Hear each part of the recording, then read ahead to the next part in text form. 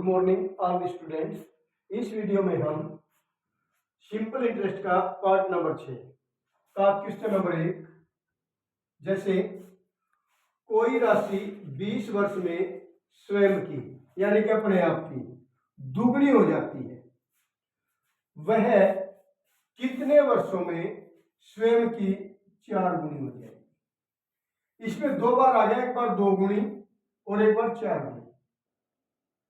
रकम को ध्यान से पढ़ना। जैसे कोई राशि 20 वर्ष में स्वयं की यानी कि अपने आप की दुगनी हो जाती है, तो वह कितने वर्षों में स्वयं की 4 गुनी हो जाएगी। तो इसकी एक सिंपल सी ट्रिक है।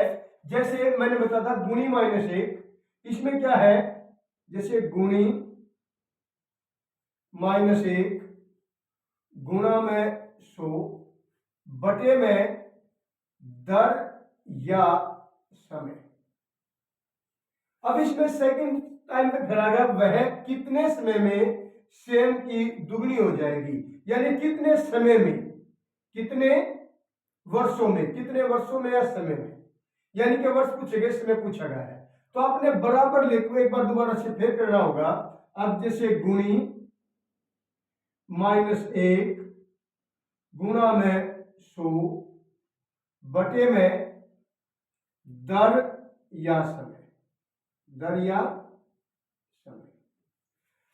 अब जैसे पहली कंडीशन में कितने गुना हो जाती है, 2 गुनी, तो 2 माइनस 1 गुणा में 100 बटे में दर या समय। इसमें आपको समय दिया गया है तो बटे में समय आएगा, बराबर है गुणी माइनस 1, फिर है गुणी कितने गुना हो जाती है, 4 गुनी, 4 माइनस 1 गुणा में 100, यहां बटे में समय है तो यहां पर भी समय आएगा, परंतु इसके समय का पता नहीं।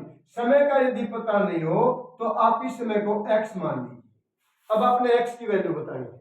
अब क्या होगा, 2 में से 1 गया 1 और ये होगा आपका 1 गुणा में 100 बटे में 20। इसी प्रकार 3 गुणा में 100 बटे में x। अब जैसे बराबर है बीच में, बराबर में ऊपर वालों से ऊपर वालों को काट दो क्रॉस में, जैसे 100 से गया 100, अब ये नहीं कटता तो क्रॉस मल्टीप्लाई, x से कम x इज इक्वल टू 20 दिए 60, तो 60 वर्ष यही आपका आंसर होगा। इसी प्रकार क्वेश्चन नंबर 2, कोई राशि 5 वर्ष में स्वयं की 3 गुनी हो जाती है, वह कितने वर्षों में स्वयं की 5 गुनी हो जाएगी। अब इसमें क्या है, आपको समय दिया है 5 वर्ष, यानी कि 5 वर्ष में स्वयं की 3 गुनी हो जाएगी। वह कितने वर्षों में, यानी कि वर्ष पूछ लिए गए, समय पूछ लिया गया, स्वयं की 5 गुनी हो जाएगी। ये वही तरीका, जैसे गुणी माइनस 1, पहले कितना है 3 गुना, तो आपने क्या करना पड़ेगा, गुणी माइनस 1 3 माइनस 1 गुणा में 100, गुणी माइनस 1 गुणा 100 बटे में दर या समय, आपको दिया गया समय। अब सेकंड कंडीशन में पूछा गया, वह कितने वर्षों में स्वयं की 5 गुनी हो जाएगी, फिर वही गुणी माइनस 1 5 माइनस 1 गुणा में 100 बटे में दर या समय। आपसे समय पूछा गया है, समय का पता नहीं तो इसको हमने x मान लिया।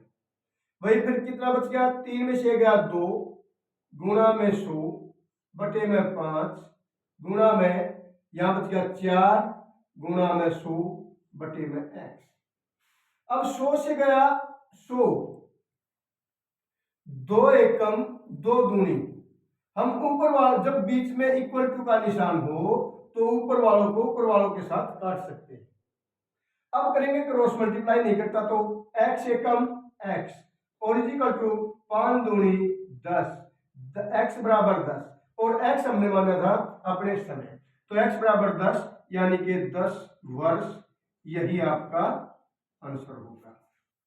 इसी प्रकार क्वेश्चन नंबर 3, कोई राशि 20 वर्ष में स्वयं की 7 गुनी हो जाती है, वह कितने वर्षों में स्वयं की 13 गुनी हो जाएगी।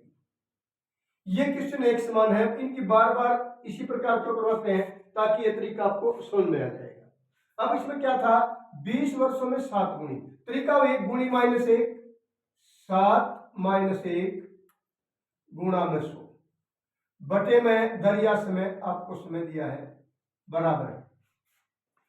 अब दूसरी कंडीशन में कितने गुणा है, 13 गुणा, तो 13 माइनस 1 गुणा में 100 और बटे में समय बताना है तो हमने इसके स्थान पर एक्स पुट कर दिया। 7 में से गया 6 गुणा 100 बटे में 20 बराबर है 12, 11, 13 में से गया 12 गुणा में 100 बटे में एक्स, 100 से गया 100, 6 एकम 6 दूनी, अब नहीं कटता तो cross multiply x Ekam x is equal to 20 दूनी 40, तो 40 वर्ष यही आपका आंसर होगा। इसी प्रकार क्वेश्चन नंबर 4, कोई राशि 8 वर्ष में स्वयं की 3 गुना हो जाती है, वह कितने समय में या कितने वर्षों में स्वयं की अपने आप की 7 गुनी हो जाएगी। वही क्वेश्चन जैसे गुणी माइनस 1 गुणा कितना समय, 3 गुना, तो 3 माइनस 1 गुणा में 100 बटे में 8 इज इक्वल टू, फिर कितना दोबारा सेकंड कंडीशन में स्वयं की 7 गुनी, तो 7 माइनस 1 गुणा में 100 बटे में समय का पता नहीं तो यहाँ पे आ जाएगा एक्स। अब ये बच गया आपका 2 गुणा में 100 बटे में 8 गुणा में 6 गुणा में 100 बटे में एक्स, 100 से गया 100, अब क्या होगा 2 एकम 2 तिया, अब क्रॉस मल्टीप्लाई एक्स एकम एक्स और 8 तिया 24 वर्ष।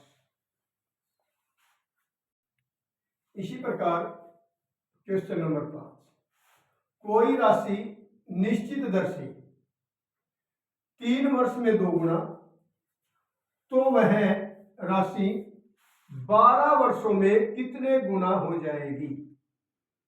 इस रकम को दोबारा फिर पढ़ो, कोई राशि निश्चित दर से 3 वर्ष में 2 गुना, तो वह राशि 12 वर्षों में कितने गुना हो जाएगी। यानी पहले क्या था, समय पूछते थे, अब की बार कितने गुना, यानी कि गुना पूछ लिया गया, कितने गुना होगी, आइडेंटिटी वही है।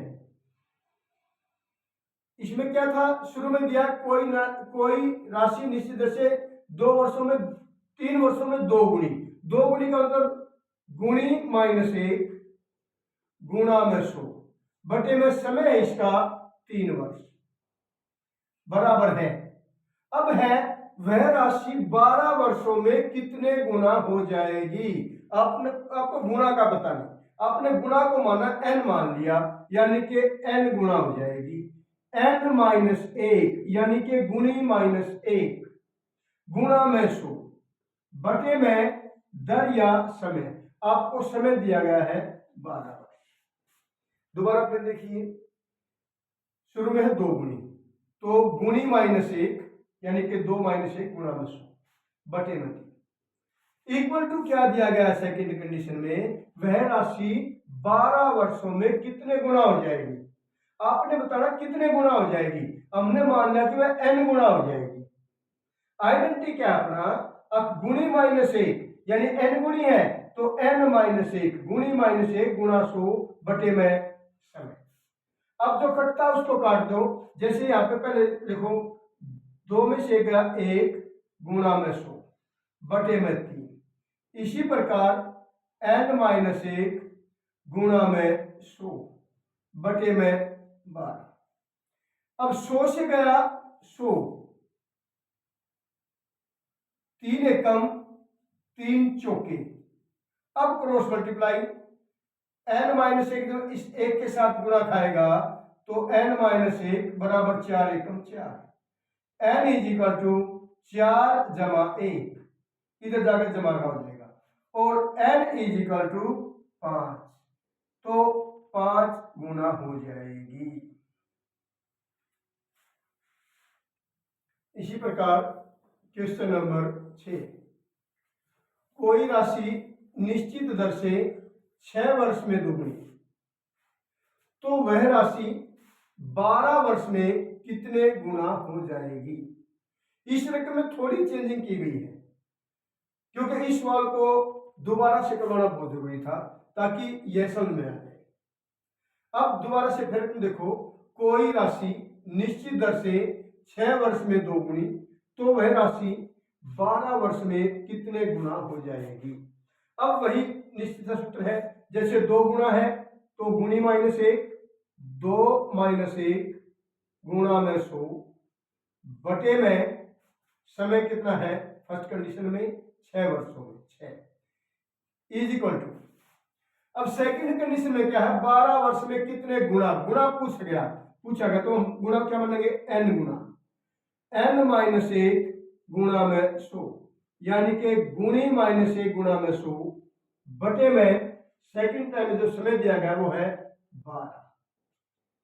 अब क्या करेंगे, 2 में से गया 1 गुणा में 100 बटे में 6 बराबर है n - 1 गुणा में 100 बटे में 12।